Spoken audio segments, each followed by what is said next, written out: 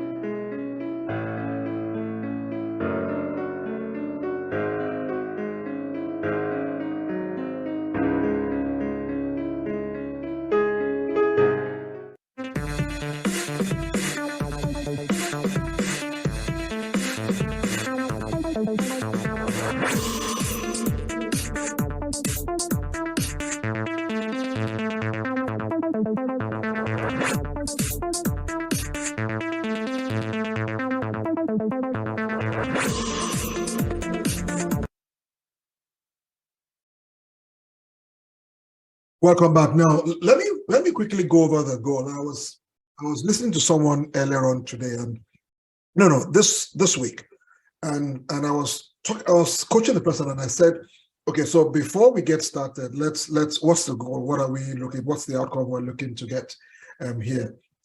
And I wanted us to kind of go over this collectively or together, right? When it comes to real conversations every Wednesday with Coach Aniekan. It's want to make it 60-minute weekly live program that gives you an opportunity to, number one, get simple and practical life answers as the conversations we have are around life-centered issues. So we won't be talking about, we won't talk about government except there's a need to, but we want to talk about things that can help you get things going for yourself. That's the whole essence. And then get expert coaching for I call it your everyday challenges, help you navigate past mind roadblocks. I know what that is when you think in a particular way because maybe something has happened back in your life and it governs the way you see things. You need to get back and then identify beliefs, thoughts and words that are holding you back. Everybody's always, I said this some time ago, and someone kind of asked me after, there's no broken person. So as a coach, I'm not looking to fix your brokenness. No, I'm looking to help you remove the cloud, help you see things the way things are, because inside you is all that you will ever be, all you will ever have, all you will ever do. It's inside you already. You just need to chip that off. So whatever is holding you back is what we want to look at, and then help you overcome those mental blocks. There's something about it. Why? So that you can live your life with purpose, with intention, and with meaning, whatever that means to you. And it means, purpose means different things for different people. But whatever that means to you, just appropriately, what we want to help you do is that now someone asked, and I'm just answering questions here, why 60 minutes? That's enough time to challenge, inspire, and show you simple approaches to live your life on your own terms. We don't need to make it, we can make it lengthy if we want to, but no, we want to, if I can get this done in 45 minutes, trust me, it's done. We're good. We're done. That's the lesson. So it's not to label, pull this, pull that. No, it's to get this. So what are we looking at today? What's today's topic? Today we're looking at how to stop comparing yourselves with others. It's simple, but when I found out this truth, for me, it's become profound. And I'll walk you through a few things that would kind of give you a bit of direction to what we're looking at now. This is what we're looking at. We're looking at about 9 powerful wisdom nuggets and some actions you can start to take today. It will also suggest additional reading for you if that's what you want to do. And with that said, I'm just going to come up from my screen and we're going to start to go over this. Now, I didn't want to make this a presentation kind of thing, because if I pull up slides, we don't seem to talk. Everybody just kind of eases and listens to me, But earlier on, I asked a question. I asked if maybe this for you has been an advantage, and I know some people answered, some people responded. So I'll do two things. I'll keep the chat open. If where you are is too noisy to talk, I'll keep that open. But if not, then the question is there any way comparing and measuring yourself with others has been of benefit to you? And if you care to share. That was the question, and I'm going to just post that in the chat as well. So please, I'm going to open up and hear your comments. Have you compared yourself in any way to anyone that has been, beneficiary to you? And what was that like? What was that like for you? Because sometimes for me, maybe because I look for I look for people that are way high.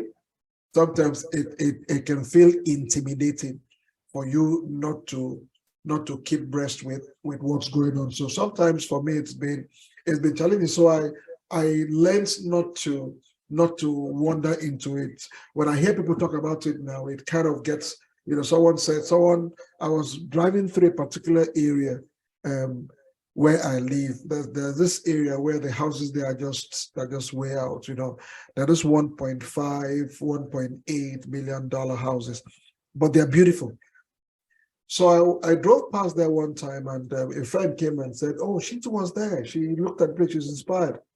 Then she made this statement: "After all, they have one head, and I have one head too." So I just smiled. I said, "If I get that house, it's because I want to get it, not because of." I get the house because I want to get the house, not because someone else has got it. Because I don't know what their motivation is. I don't know what's driving them. I don't know what their purpose is. So if I don't understand what that is, then I can't really function effectively if I do that. So when you look at yourself and you look at someone else and you're trying to compare, you don't know why they are doing. I mean, someone picks a particular profession, goes a particular direction. You don't know the whole story.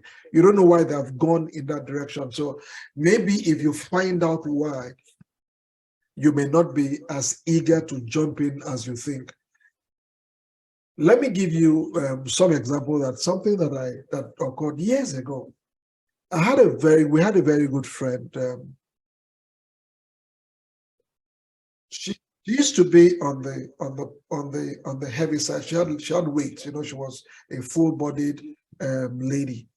And then we didn't see her for a while. After that, she had really reduced weight. She was really slim now, And when we saw her, people began to say, whoa, I like you've lost weight. You look beautiful. I would like to lose weight like you. And she will say, I don't think you want to lose weight like me. But people say, no, what are you talking about? You look good. You look great. She kept saying that. I don't pray you lose weight like me. So people began to take an offense to it. What do you mean? Are you trying to say that I shouldn't be slim too, and all that? And she kept on saying that until later on, when she told us that she actually suffered from, I think it was diabetes, and that was what made her. So her weight, she emancipated because of the illness. So how will I want to get illness to lose weight? So a lot of times you need to consider that when you're comparing yourself, these are the kind of things that show up in between. You don't know where they are. You don't know what they are doing. You don't know what their goals are. And if you follow what they are doing without understanding why they are doing it, that's what the challenge can be. I mean, how many times do you spend wanting what other people have?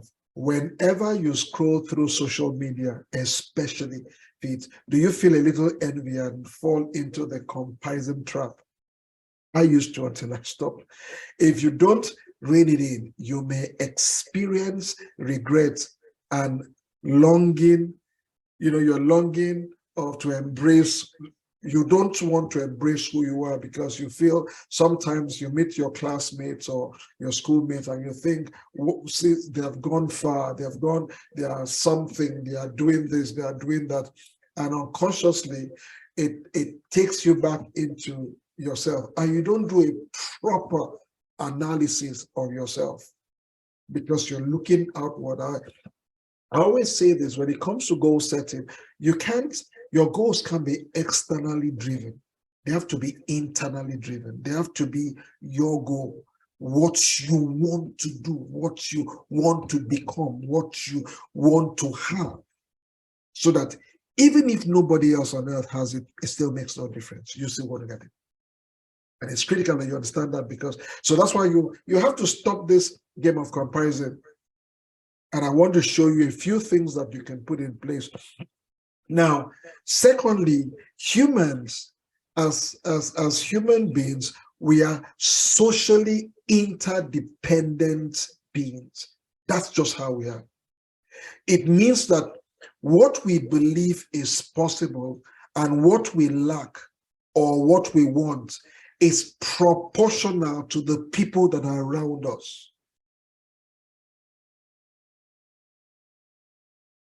Why do you think that children are now wanting to be like one musician or one artist? Because they see them and they think that's what life is. And they start their music program with, the way they will start by showing their Rolls Royce and their houses and their bling blings. And people think that's what their life is all about. All those things could be rented. Yes, they could be. So we project ourselves to the people that are around us. We define ourselves strictly by unconsciously comparing ourselves and measuring ourselves to others in our society. I don't know if you've ever heard this word. Maybe you've said it before to your child. Why are you not like? Why are you not like your elder brother or elder sister or your younger brother or your younger sister? And then we too grow and say, well, now we can say, because I'm not them. But before we'll try to conform, you understand? And we drive ourselves from that. So is it healthy? Is there an advantage to it? I'm going to hear your comment at this point. Is there an advantage to you comparing yourself to others? How have you used that to your advantage? Go ahead. How have you used that to your advantage? Let me hear your opinion, then we'll look at a few examples. So you can go ahead and send. You can send a chat if you can't talk. I'll look at that and I'll read that as well. Because I don't think it's totally bad to compare, but how do you do that and escape the challenge that comes from you going down? Go ahead. Okay, good evening, everyone. Good evening, Coach. A very interesting topic of discussion. And these are the kind of topics that even, especially younger people, should be involved in. I'm not sure there is anyone that has not been caught by this comparison thing at one time or the other, right? Even if you're someone that is just content and you don't compare yourself, maybe once or twice, especially when you are younger, before you became matured and came into your own, you will compare yourself. Then there's something you said before I came start speaking. You said comparison itself is not bad.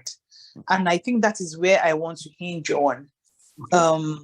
Comparing is not bad. It's the feelings that you allow yourself to have when you compare. And the fact is that comparison sometimes can be a tool to motivate you to the next level, to do better things. So if, for example, you see your classmates and they have had their masters, you tell yourself, hey, what have you been doing since? Watching Netflix and all that. If you've said your masters, I think by now you'd have finished and you have masters like this person. Oh yeah, let me go and start my masters. You've used it as a tool for self-challenge. You have not been envious. You're not thinking, but I was more intelligent than this person. How come she has a master that I don't have? Once you dabble or open yourself into that kind of thinking, that's when it's bad. But if it's that you will not once in a while benchmark yourself against somebody, it will be done. Let me give an example. I went for a wedding in Ghana last year and I met a lady. And in short, when you say even comparison, is it not even learning? It's an inverse form of learning. So I was to share this room with this lady, and the steward took us into the room. As they opened this room, the lady just entered into the room. All of us entered. And she just started praying. And she just started praying and said, I command, I seize, I bless, I do. I was in shock. I was looking at her. She didn't even care whether I was a Muslim or what. She didn't care. She just arrested all of us, like, whether you're witches or wizards, whatever you have, I find you and I've casted you. I was so impressed. And I told myself, oh my goodness, this is something I want to do next time. The way she was so bold to show her Christianity and take charge of her space. And then we became very good friends. So in the course of speaking, she was telling me so many things. She's really a high flyer. She's the head of this, that. She's a coach. She charges in dollars. So many things. And she now told me she's in a group, Women in Leadership. Okay. And I was like, oh my God, I was so impressed. And I told her, please add me to this group. She said, okay, when the next cohort comes. The next cohort just started and I applied and entered and I'm there and I'm learning so many amazing things. So for some people, you can just, there was some form of comparison there. Like I was like, hey, you're not doing some of these things, so it's good for me to do them. And, I had a webinar, I invited her, she was one of the speakers. So comparison can be used for good, if it is used in the right way. It's almost like a benchmarking. Wow. So well, it's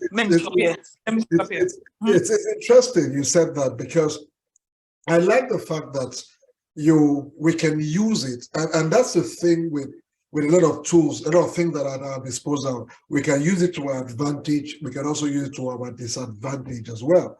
And you being able to have people that will challenge you. So if comparison challenges you to take what you have and produce what you can produce, then it's good. But if at the end of comparison or measuring yourself to someone else, you are down, that's the sad part, because it would affect your happiness, it would affect your satisfaction, and at the end of the day, it will rob you of your joy, which means that comparison you just did is impacting you negatively. One of the major things leading to anxiety and stress and depression and other critical mental health conditions is our perception of things today. We think that we are not like, as you said, so you want to get your master's, go get it, do what you need to get it. But don't keep beating yourself down that you see, you should have, when you should have done this, you should have done this. And you go in that light. And at the end of the day, you are worse off than you were. You need to be cautious. That's why when it comes to social media or anything else, anything that has to do with external stimulus, I'm always very careful. I would rather read a book, watch a documentary, watch even I watch, I like, I'll go fishing like I did the last 2 days so that I can unwind, I can relax, I can be more creative. Because as humans, these things can take hold of you. There are people who spend their lives on social media, and I hope that I'm going to show you a few things. Now, looking back at 2010, 2011, we'll notice that suicide rates in adolescents increased. There was a high increase in the ages between 10 and 19. It increased by 150%. Self-harm by young girls has nearly tripled. People's stress is at 73% now. Clinical depression is at 37%. 1 in 5 people under the age of 55 have a diagnosis of anxiety disorder. And all of this pattern points to the advent of social media, because there's so much going on there that you don't even know which is which. Now that there is AI, that you can have deep fake. I was listening to a lady who was called that her daughter was kidnapped, was in trouble, and she actually heard her daughter's voice. They actually created her daughter's voice. So things are going to be going wild, not wild, wild, as it is now. So you have to make sure that you put some things in check. A few things that can help you when it comes to comparison. Number one is you need to practice gratitude. And I'm going to be posting that. I'm just going to put that in the chat. So in case you forget, at least you'll be able to still read it. Is that okay? So number one is let me pull that up. Hold on. I'm just going to put it in the chat so that you can come along with me. So one is to practice gratitude. It's critical. And hold on here. Where is my pointers? Come on. Hold on. Okay, good. I found it. All right, so let me put that in the chat, okay? And I want it to be so that you can also take this note with you. So how do I put myself in check so that I don't get caught up with comparison? Number one is to practice gratitude. We all have something we can be grateful for. The trick is teaching yourself to recognize the good things in your own life. One way to practice gratitude is to write 3 things you are grateful for. It's a very simple approach. It's not complicated, pretty simple.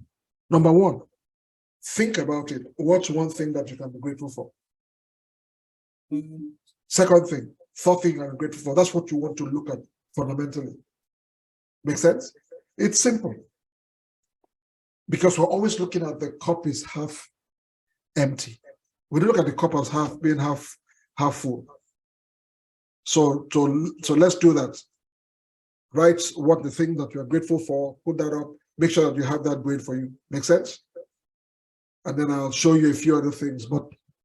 And please, if any of them, what I'm going to share resonates with you, just feel free to pop in and say, you know what, coach, I agree with that, or I don't agree with that. Whatever it is, it's okay. You can agree or disagree. It's not how do I put it? It's not a no. You can agree or disagree. That's all good. So please feel free to disagree or agree with me. So number one is gratitude. Do it daily.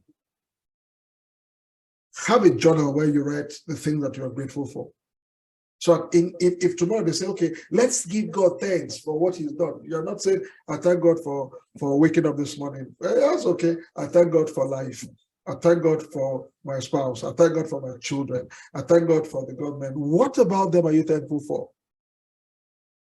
Keep gratitude journal somewhere around so that you can always go back to them and have something concrete to be thankful, to be grateful for. So that when time comes of comparison, you know, yeah, it's good. I can get that. Is that what I want? Is that part of my plan? And then I can take it from there. Make sense? Second thing is you need to celebrate other people's accomplishment. I know this can be a bit difficult. Why? I've been there. That can be a bit difficult. Why? I've been there. Why not me? No, celebrate other people's accomplishments is number 2. It's critical. I'm going to put that here as well so I can follow along. You see, often people fail to cheer on the accomplishment of a friend genuinely, of a colleague genuinely, even of a competitor genuinely. Why? If you fall into this category, it may be out of envy or a feeling of discontentment. I'm always quick to celebrate someone else. In fact, I found out that what I do helps me to do that a lot. I found out growing up that I would spend more time helping people pursue the thing that was meaningful for them, helping people become who they wanted to become, do what they wanted to do, as against my own. So I didn't think about myself. I never, from the get-go, I never thought about myself. I'm looking at what is in it for me, and I know people think like that. Never. And so sometimes when you meet certain people, they can take advantage of that because you're always, and that's how I see friendship. That's how I see life. I always know that is what I bring to the table that I can take off the table. What I don't bring to the table. So when I meet people, I'm thinking, what can I do to make life better, make life sweeter, help you get closer to your goal? Because I know that as I do that, wow, Gina says when we do that, we attract the same and even more. So true. So true. You want to always put that out. It doesn't matter. If it's their turn today, it could be yours tomorrow. The third thing that I would want you to do is to compete with yourself. This is critical. This to me, it's a no compromise zone when it comes to compete with yourself. That's where you want to be. Why? Because that's the only competition that you have in life. So instead of competing with others, take a long look at your own goals. Review where you started and compare to where you are now. Look at how you have grown professionally and personally. It gives you a new perspective to embrace and to enjoy your journey. Listen, everyone is on a journey and you need to, yes. Wow. So I want to have a better day today than I had yesterday. So my competitor is the mirror, not the guy who just started coaching practice or the guy who just has a new life program. No, I don't. We're not in, if I can help you out, that's the thing with you. If I can help, I will help you, grow or do what you're doing, because it's all about, listen, life is all about giving.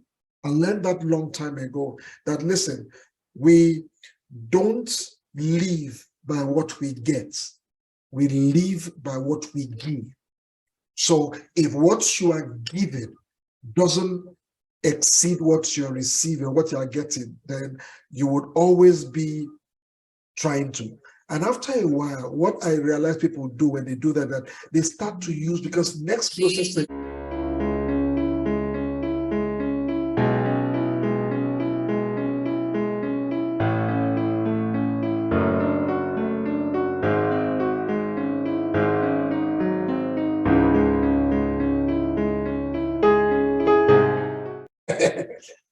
The fourth thing I want you to look at is you need to know how to set boundaries, especially when it comes to social media.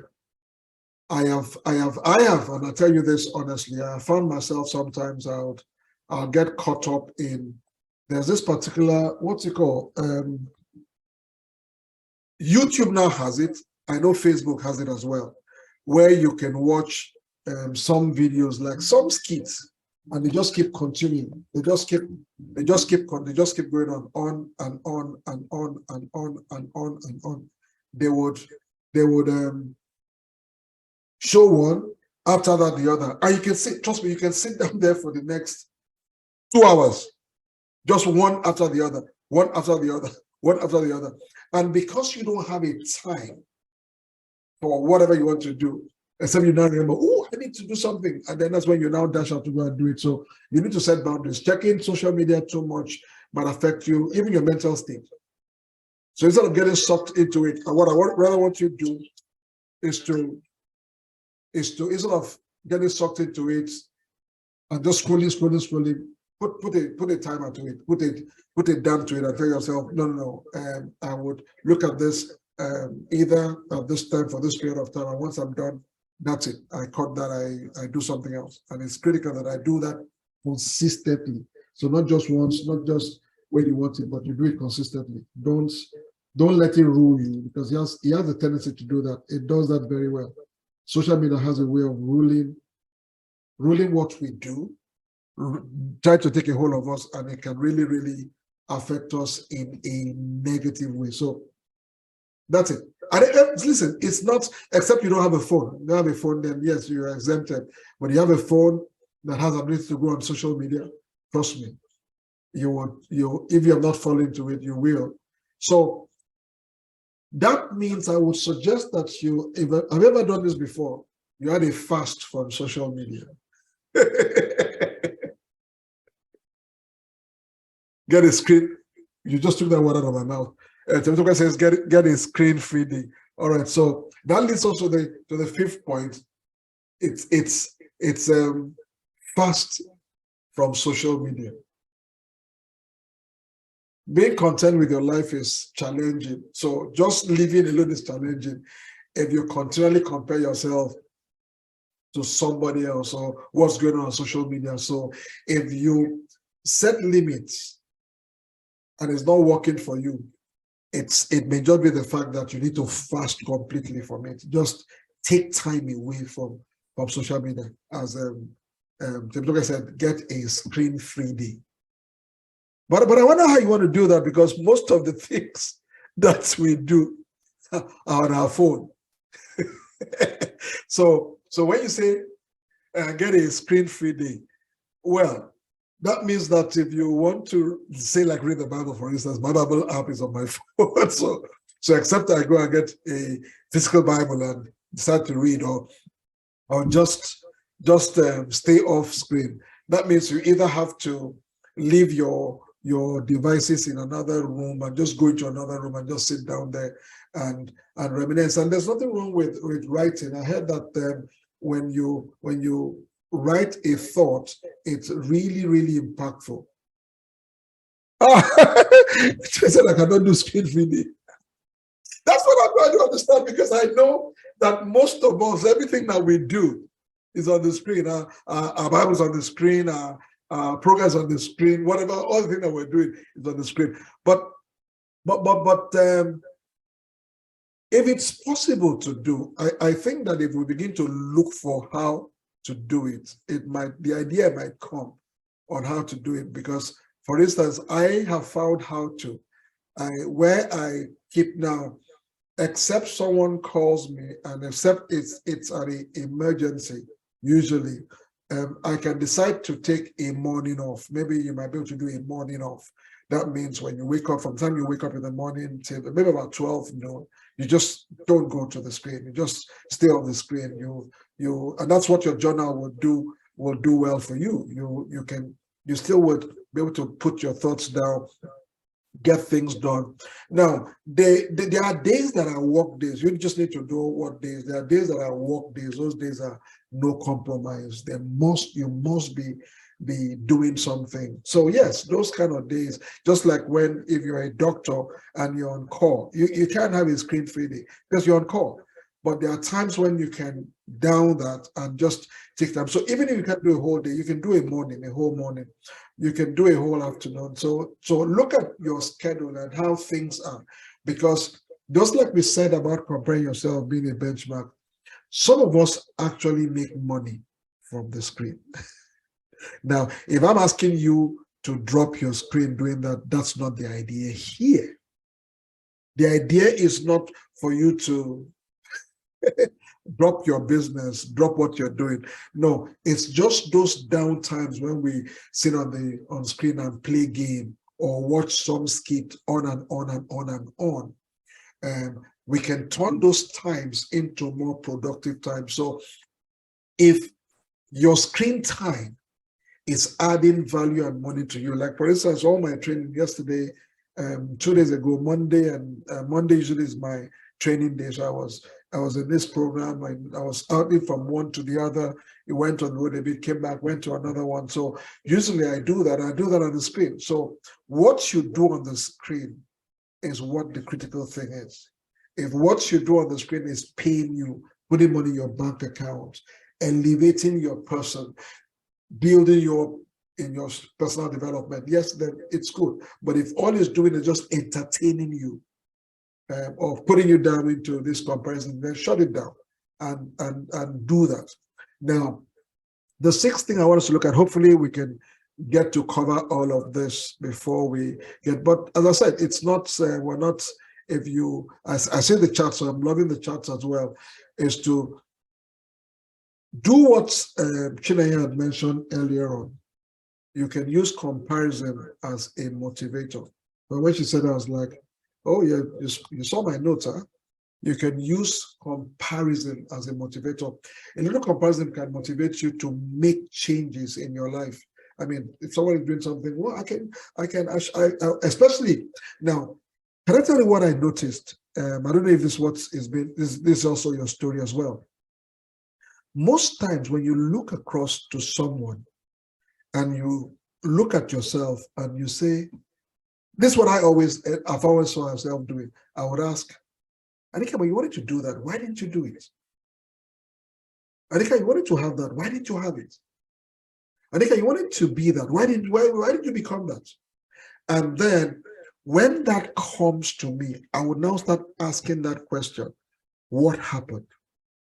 And we know life happens, but when I start looking at that, so most times for me, when I'm looking across, when comparison starts to weigh in, I realize that it is some goal that I've wanted to have some time, and maybe life got the better part of me, so I pushed it aside, or people told me I couldn't do it, couldn't be it.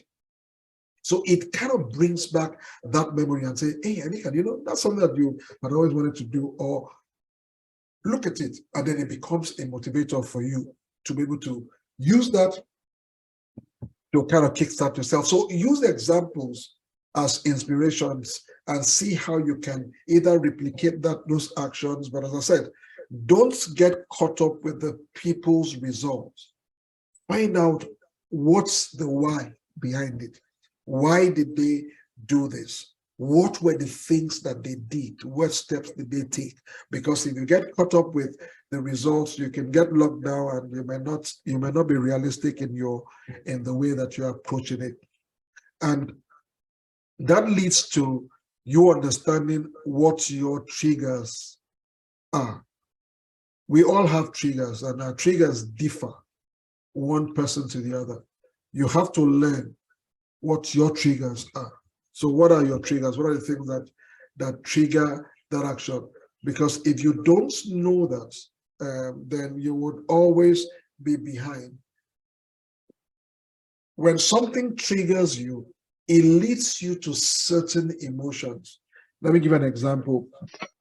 Sometimes we look at ourselves and we try to be something, or somebody said something and it reminded you of, it could even be something that impacted you negatively.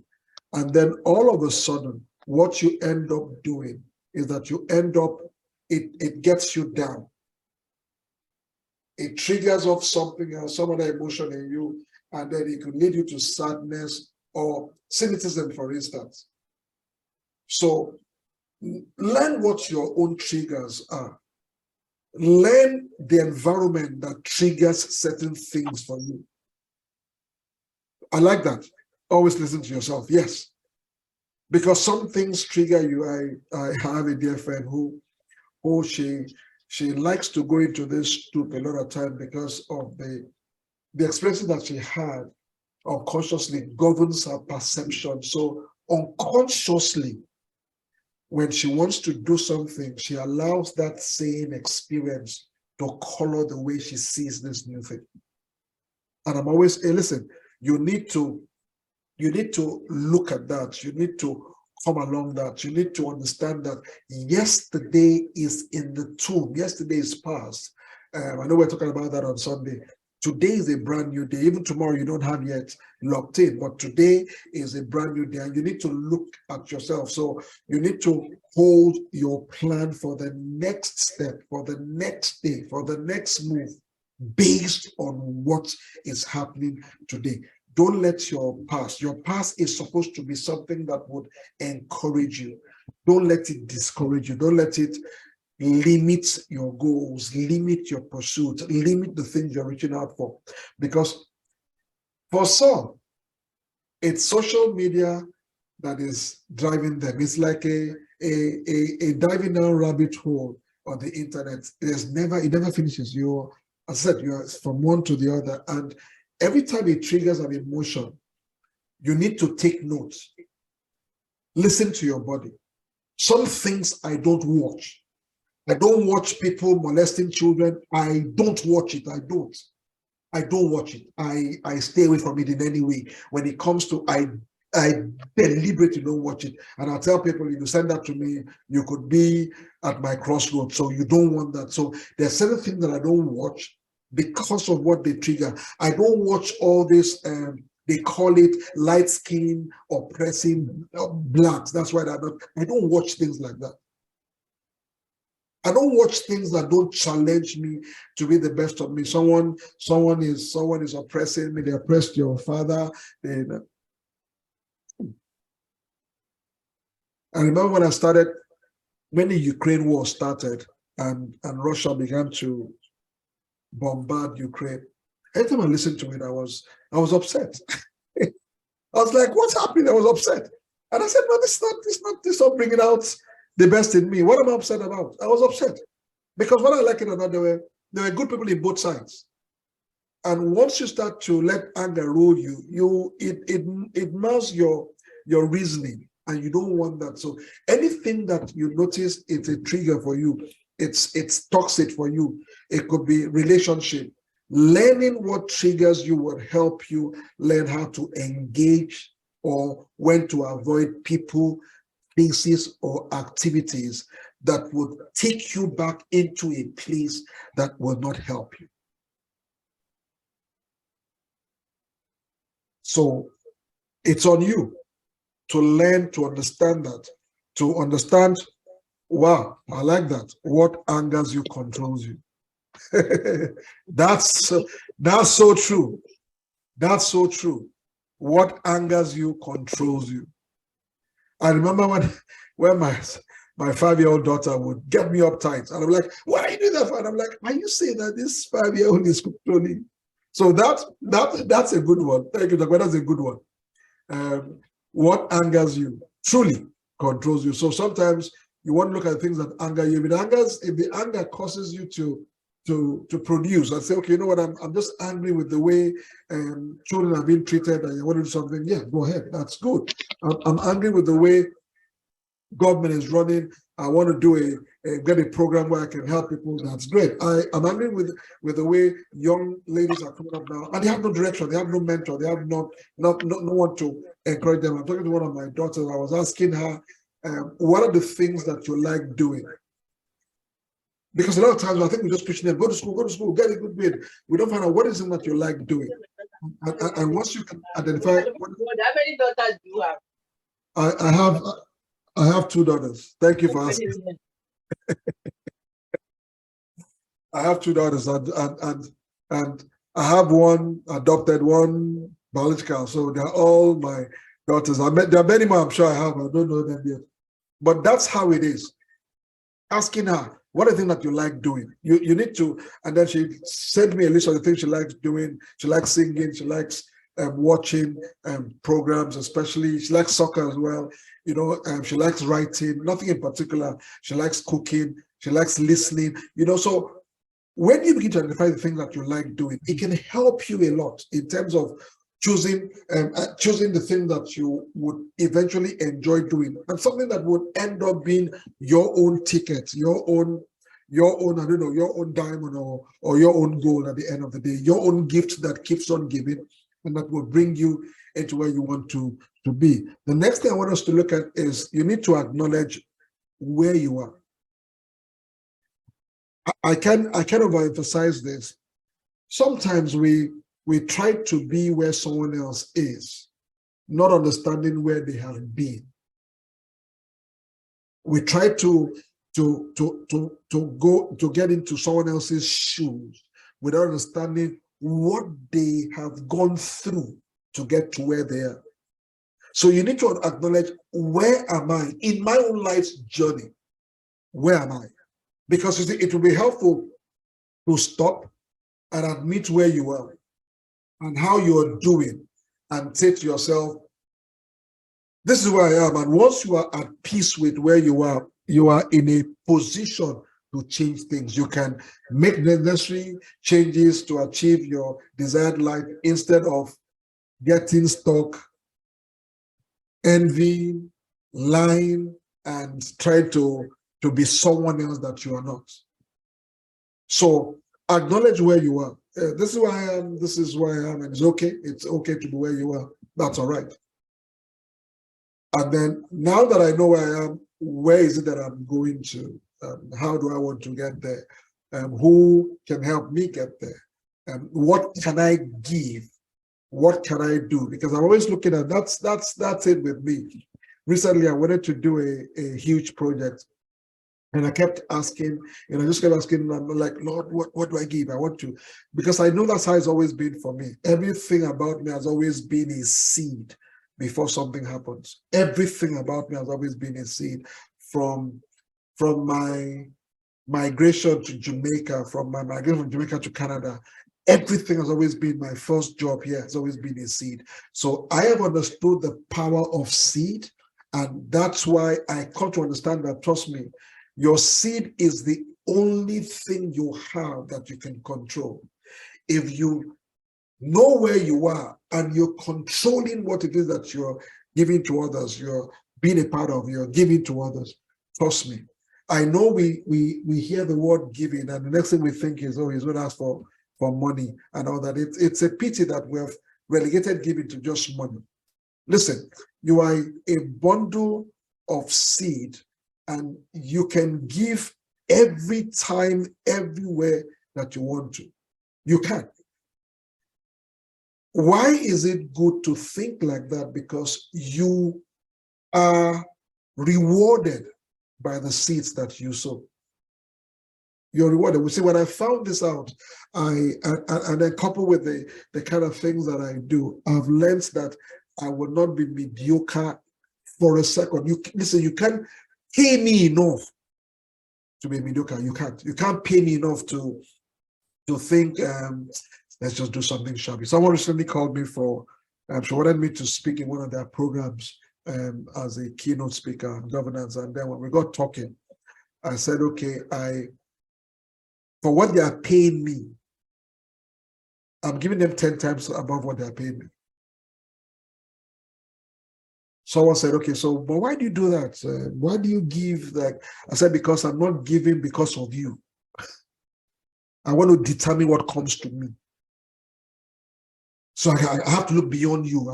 So that's why I'm not caught in your story or caught in your drama. I'm doing what I'm doing because I'm looking at myself as the beneficiary of what I'm giving out. When I found that out, it frees me from a lot of things. So I don't give and expect and go and, some people will give and go and sit down and fold their hands and like, okay, when will you give back? When will you? I don't. It's just my nature. Everything that I've always done since I found that out has always been the best. If you ask me to do it again, yes, I could improve it. But I always would put the best on the table. Why? So that when people give to me, they give me their best. You can't keep giving mediocre, keep giving, like I noticed sometimes some traders, and someone like in Nigeria, they would go, they have a grade 1, a grade 2, a grade 3. People will buy grade 3 and come and sell it for grade 1 and expect themselves to prosper. No, life will give you grade 3. Life will give you what you put out. It doesn't matter how you try to rub it.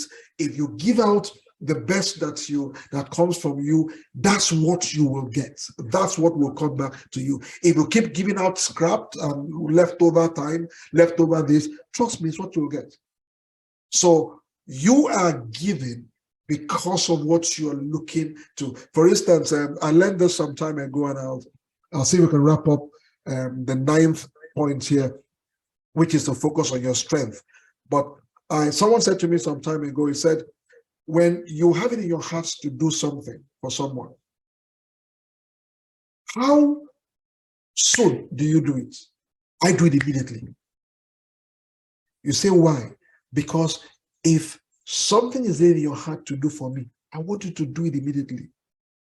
Sometimes some of us will forget, and then we remember, oh, I was supposed to give this thing I was supposed to do this for this person, I was supposed to do this for this person. And trust me, at that time, it's already too late. So I learned to respond to things immediately. You can do it now. Don't say, I'll come back, don't worry, I'll do it later on. And then that leads us to the 9th thing, which is to focus on what your strength is. So what are you good at? What are you strong at? And that's what I said. I was asking my daughter to list for me, to list things that she's good at. What do you like doing? I know we don't ask that question when we're thinking of school, but that's what question we should be asking. What do you like doing? Because you want to help them build around their strength before this comparison hits them.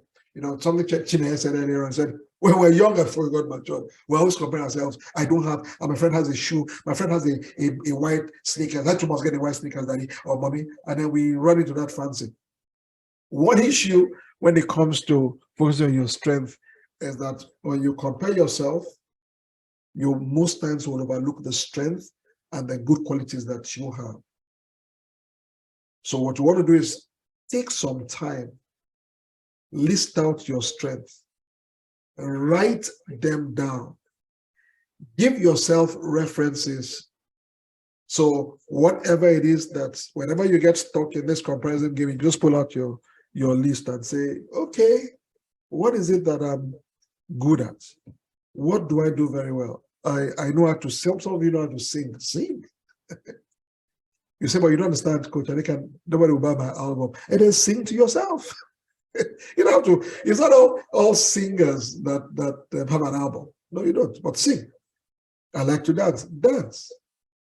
What do you like? Some of you like to write. Write. But the thing is this.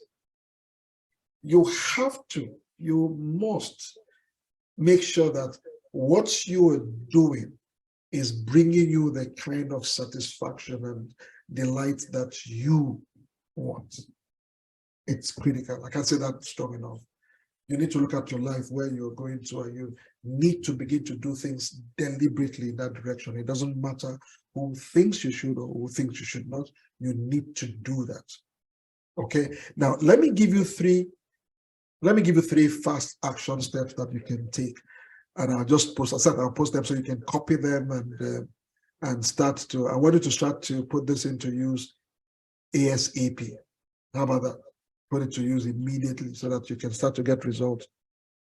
The first thing I wanted to do is you need to choose to practice gratitude on a daily basis. So grab a note. If you don't have I think sometimes we're caught up with this journal. You don't have to have a journal, a leather bound journal. You can grab something. Grab a note. Grab some, even if it's a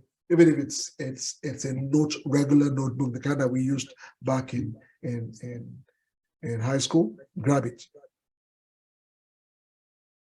If you want to use a computer, yes, you can.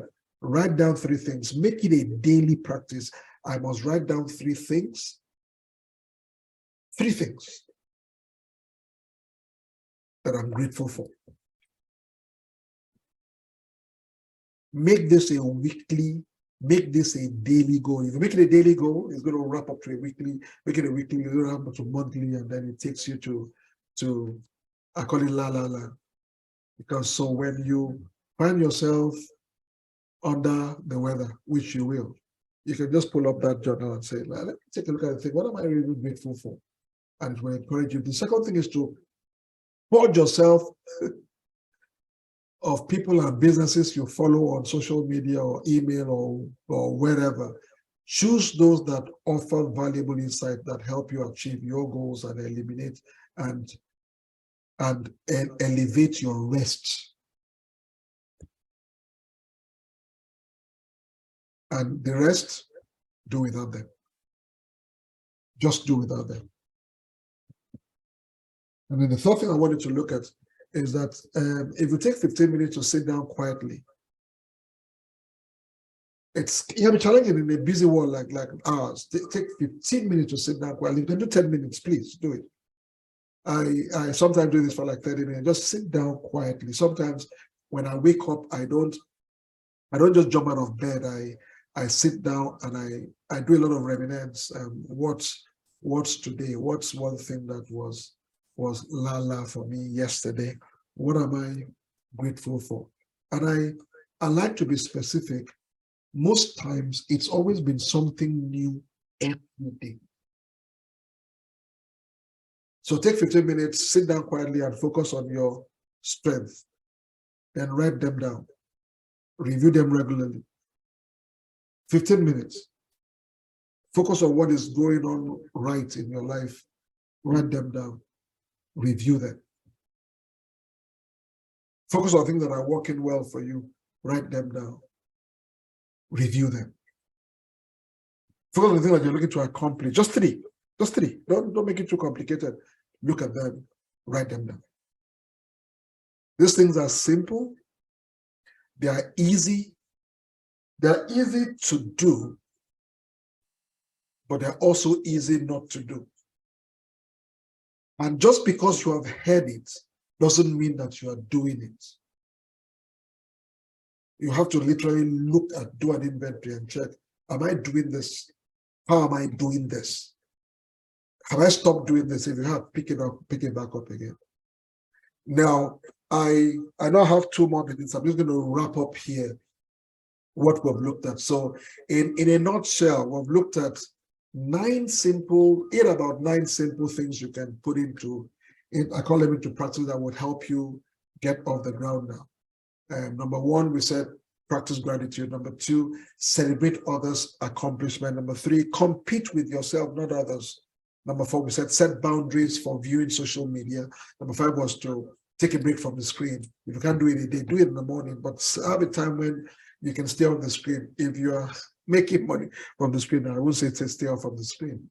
And number 6 is to use comparison as a mentor. And that's what we started when we were talking earlier on, and that you can use it as a springboard to challenge you, to inspire you to do something meaningful. And then learn what your triggers are was number 7.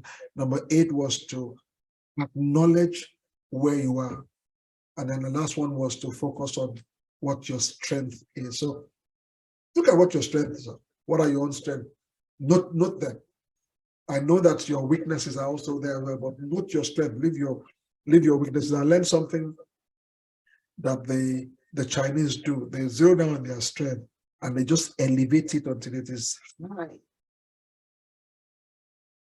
And it swallows up their weaknesses.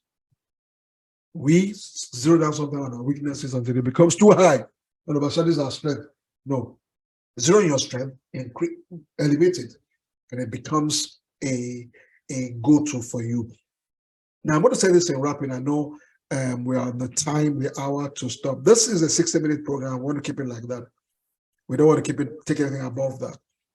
But if you notice, what we have done in the last 1-2 months is to gather this kind of content. So our Wednesday program, our Sunday programs are tailored towards something like this. So you'll always hear some form of actionable things that you can do, and we'll always look at, so that there's so many different topics I'll take me a whole lot to list them.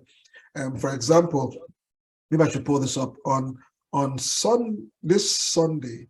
We want to look at something that I kind of like. I like it. I really do like it. And I'm going to see if I can share that. Let me see if I can share that with you briefly here before we call it a day. I just want to show you what's happening on Sunday. I like this. So let me bring this up, and then once I do this, I'm going to close on this matter. Okay. So this is what we're looking at for Sunday. Let me go back to this. Slideshow, start on this. Hold on.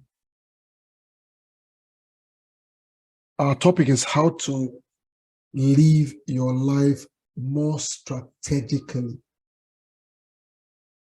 How to live your life more strategically. So we're looking at not just topics. Remember what I said to you, what we want to do is to help you understand what your purpose is so that you can live meaningful and live life on your own time, whatever that means. And these programs are set in such a way that at the end of the day, they kind of come together to help you do that. Thank you very much. It's been an honor, and I think we're like 1 minute above our time.